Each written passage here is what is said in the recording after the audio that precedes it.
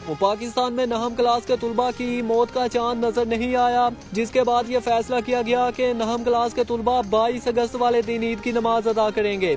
मौसमी ज़राए के मुताबिक चांद की उम्र बहुत कम होने की वजह से इंसानी आंख चांद को नहीं देख सकी, जबकि रोयते हलाल कमेटी का इजलास दोबारा 21 अगस्त को तलब कर लिया गया। अगर चांद 21 को नजर आ गया तो नहम के तुलबा 21 अगस्त की रात नफली इबादत के बाद अगले रोज 10 बजे ईद की नमाज अदा कर सकेंगे।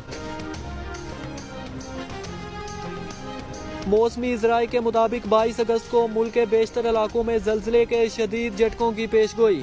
जल्जले का मरकज नहम के स्टूडेंट्स, जबकि मजमूई शिद्दत 6.4 बताई जा रही है।